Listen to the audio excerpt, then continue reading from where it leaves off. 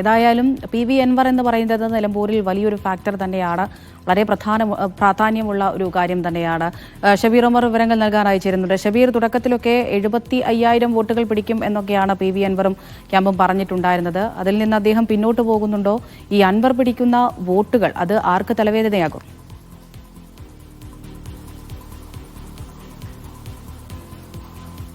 അമൃത, ഈ P V Anwar പിടിക്കുന്ന വോട്ടുകളുടെ കണക്കിലേക്ക് പോകുന്നതിന് മുമ്പ് പി വി അൻവർ ഒരു നിർണായക ഫാക്ടറാകും എന്ന് UDF-ഉം LDF-ഉം കണക്ക് കൂട്ടുന്നുണ്ട്. ആരുടെ വോട്ടുകളാണ് പിടിക്കുക എന്നതിൽ അവർക്കിടയിൽ ഒരു തർക്കം നിലനിൽക്കുന്നുണ്ട്. പക്ഷേ പി വി അൻവറിന് കൃത്യമായ ചില ധാരണകളുണ്ട്. അദ്ദേഹം പറയുന്നത് LDF-ന്റെ വോട്ടുകൾ തന്നെയായിരിക്കും സ്വാഭാവികമായും തനിക്ക് കൂടുതൽ ലഭിക്കുക എന്ന് നേരത്തെ തന്നെ പറഞ്ഞിട്ടുണ്ട്. അദ്ദേഹം പറയുന്ന കണക്കനുസരിച്ച് ഏതാണ്ട് 35% വോട്ട് പി വി അൻവർ പിടിക്കുന്നതിലെ 35% വോട്ട് LDF-ലേക്ക് പോകേണ്ട വോട്ടുകളായിരിക്കും. ഏതാണ്ട് 25% വോട്ട് UDF-ലേക്ക് പോകേണ്ട വോട്ടുകളായിരിക്കും എന്നാണ് പി വി അൻവർ പറയുന്നത്. എന്തായാലും പി വി അൻവർ ഈ സ്ഥാനാർത്ഥി പ്രഖ്യാപനം ശേഷം നടത്തിയ പത്രസമ്മേളനത്തിലെല്ലാം തന്നെ വ്യക്തമാക്കിയത് 75,000-ന് മുകളിലേക്ക് വോട്ട് താൻ പിടിക്കും, അതിന് കൃത്യമായ കണക്ക് തനിക്കുണ്ട്, അതിനുള്ള ശേഷി തനിക്കുണ്ട് എന്നായിരുന്നു. ഈ വോട്ടെടുപ്പ് പൂർത്തിയായി ഇത്ര ശതമാനം പോളിംഗ് രേഖപ്പെടുത്തിയപ്പോഴും അദ്ദേഹം പറയുന്നത് ഇത്ര വോട്ട് താൻ പിടിക്കും, ഒരുപക്ഷെ അതിന് മുകളിലേക്ക് പോകാനുള്ള സാധ്യത കൂടിയുണ്ട് എന്ന് അദ്ദേഹം അവകാശപ്പെടുന്നു. ഈ പോളിംഗ് ശതമാനം ഉപതെരഞ്ഞെടുപ്പായിട്ടും ഏതാണ്ട് കഴിഞ്ഞ തെരഞ്ഞെടുപ്പിലേക്ക് എത്തിയത് അദ്ദേഹം ഉയർത്തിയ വിഷയങ്ങൾക്കുള്ള ജനങ്ങളുടെ പിന്തുണയാണ് എന്നതടക്കം അദ്ദേഹം അവകാശപ്പെടുന്നുണ്ട്. എന്തായാലും 70,000 വോട്ടിൽ അദ്ദേഹം ഉറച്ചു നിൽക്കുകയാണ്. പക്ഷേ TMCയുടെ ജില്ലാ കമ്മിറ്റി വിലയിരുത്തുന്നത് ഏതാണ്ട് 25,000-നും 30,000-നും ഇടയ്ക്ക് വോട്ടുകൾ പി വി അൻവർ പിടിക്കുമെന്നാണ്. ചുരുങ്ങിയത് 25,000 വോട്ടുകൾ ലഭിക്കുമെന്നാണ് അവരുടെ പ്രാഥമിക വിലയിരുത്തൽ. ഇത് LDF-ഓ UDF-ഓ നടത്തുന്ന പോലെ കൃത്യമായ വിവരശേഖരണത്തിന് അടിസ്ഥാനത്തുള്ള കണക്കല്ല. അവർ ഗ്രൗണ്ടിൽ നിന്ന് അവർ ഈ പ്രചാരണത്തിനിടയ്ക്കും അല്ലാതെയും അവർക്ക് ലഭിച്ച വിവരങ്ങളുടെ അടിസ്ഥാനത്തിൽ മറ്റ് പാർട്ടികളുടെ അനുഭാവികളിൽ നിന്ന് അവർക്ക് പോകേണ്ട വോട്ടർമാരുടെ പ്രതികരണത്തിൽ നിന്ന് അവരുടെ എല്ലാം സൂചനകളിൽ നിന്ന് അവർ പറയുന്ന കണക്കാണ്. ഏതാണ്ട് 25,000-ന് മുകളിലേക്ക് വോട്ടുകൾ പി വി അൻവറിന് ലഭിക്കും, ചുരുങ്ങിയത്.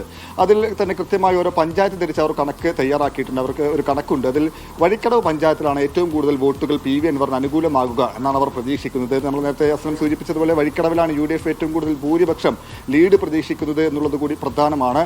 വഴിക്കടവ് പഞ്ചായത്തിൽ നിന്ന് മാത്രം പി വി അൻവർ ക്യാമ്പ് പ്രതീക്ഷിക്കുന്നത് ആകെ 7,000 വോട്ടുകൾ പി വി അൻവറിന് ലഭിക്കുമെന്നാണ് അവരുടെ കണക്ക്. ഇതോടൊപ്പം തന്നെയാണ് മൂത്തേടം പഞ്ചായത്തിൽ നിന്ന് UDF പ്രതീക്ഷ വെക്കുന്ന മറ്റൊരു പഞ്ചായത്താണ് ഈ മൂത്തേടം ലീഗിന് വലിയ സ്വാധീനമുള്ള UDF-ന്റെ വലിയ കോട്ട എന്ന് വിശേഷിപ്പിക്കാവുന്ന ഒരു പഞ്ചായത്താണ്. മൂത്തേടം പഞ്ചായത്തിൽ നിന്ന് തന്നെ 3,500 വോട്ടുകൾ പി വി അൻവറിന് ആകെ ലഭിക്കുമെന്നാണ് അവരുടെ ഏറ്റവും ചുരുങ്ങിയ കണക്ക്.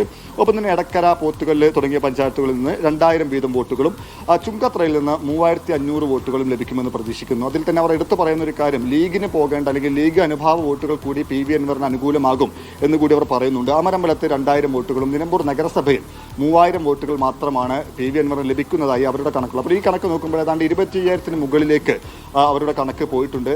പക്ഷേ മറ്റ് ചില ഘടകങ്ങൾ പി വി അൻവർ പറയുന്നു 70,000 വോട്ട് പിടിക്കും, ജയിക്കും, അതിനുള്ള സാഹചര്യമുണ്ട് എന്ന് പറഞ്ഞു. ഇത് ചോദിക്കുമ്പോൾ അവർ പറയുന്നത് മറ്റു ചില ഘടകങ്ങൾ അനുകൂലമാവുകയാണെങ്കിൽ പി വി അൻവർ കരുതുന്നത് പോലെ ചില ഘടകങ്ങളുണ്ട്, അത് അനുകൂലമാവുകയാണെങ്കിൽ ഈ പറഞ്ഞതുപോലെ ഒരു ഞെട്ടിക്കുന്ന സ്വഭാവത്തിലേക്ക് പി വി അൻവർ കടക്കുമെന്നാണ് അവർ പറയുന്നത്. അതിൽ എടുത്തു പറയേണ്ട സംഗതി ചില AP വിഭാഗത്തിൻ്റെ വോട്ടുകൾ, ഒപ്പം തന്നെ സമസ്ത EK വിഭാഗത്തിലെ ലീഗ് വിരുദ്ധ ചേരിയുടെ വോട്ടുകൾ.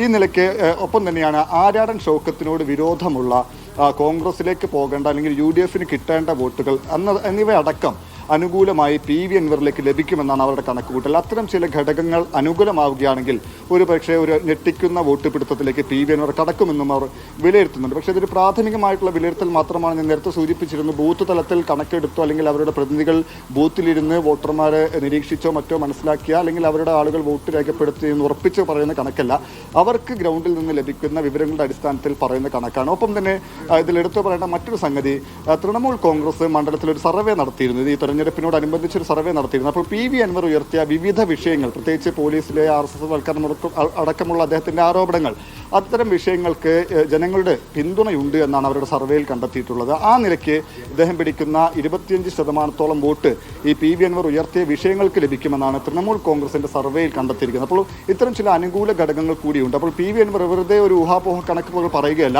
ഇത്തരം ചില ഘടകങ്ങൾ വിലയിരുത്തിയാണ് ജയിക്കുമെന്ന ആത്മവിശ്വാസം അദ്ദേഹം പ്രകടിപ്പിക്കുന്നത് എന്നാണ് അവരുടെ വിലയിരുത്തൽ. എന്തായാലും പി വി അൻവർ തികഞ്ഞ ആത്മവിശ്വാസത്തിലാണ്. അദ്ദേഹം പറയുന്ന 77,000-ലേക്ക് എത്തുമോ എന്ന കാര്യത്തിൽ നമുക്ക് സംശയമില്ല. പക്ഷേ യാഥാർത്ഥ്യ ബോധത്തോടെ സമീപിച്ചാൽ ഏതാണ്ട് അദ്ദേഹത്തിന്റെ ആത്മവിശ്വാസം അനുസരിച്ച് ചിലപ്പോൾ ചില അടിയൊഴുക്കുകൾ, ഈ പറഞ്ഞതുപോലെ ചില അനുകൂല ഘടകങ്ങൾ ഉണ്ടാവുകയാണെങ്കിൽ അദ്ദേഹം ഞെട്ടിക്കുന്ന വോട്ട് പിടുത്തത്തിലേക്ക് കടക്കാൻ സാധ്യതയുണ്ട്. അത് രണ്ട് മുന്നണികളെയും LDF-നെ സംബന്ധിച്ചും UDF-നെ സംബന്ധിച്ചും അത് ആശങ്കയുണ്ടാക്കുന്നതാണ്. പി വി അൻവർ ആരുടെ ക്യാമ്പിൽ നിന്നായിരിക്കും കൂടുതൽ വോട്ടുകൾ പിടിക്കുക എന്നത് പ്രസക്തമായ ചോദ്യമാണ്. അപ്പോൾ സ്വാഭാവികമായും ഈ ഉപതെരഞ്ഞെടുപ്പ് ഈ അൺപ്രഡിക്റ്റബിൾ ആണ്, അല്ലെങ്കിൽ പ്രവചനാതീതമായ ഒരു സ്വഭാവത്തിലേക്ക് പോകുന്ന ഒരു ഘടകമാക്കി PV അൻവർ ഈ മണ്ഡലത്തിലുണ്ട് എന്നുള്ളതാണ് പ്രധാനം. കാരണം കഴിഞ്ഞ മുൻ തെരഞ്ഞെടുപ്പുകൾ അപേക്ഷിച്ച് നോക്കുമ്പോൾ മുൻ തെരഞ്ഞെടുപ്പുകൾ നമുക്കറിയാം PV അൻവർ 2 തവണ വിജയിച്ച് കയറിയ മണ്ഡലമാണ്. PV അൻവർ 2 തവണ വിജയിക്കുമ്പോഴും LDF UDF നേരിട്ടുള്ള പോരാട്ടമായിരുന്നു.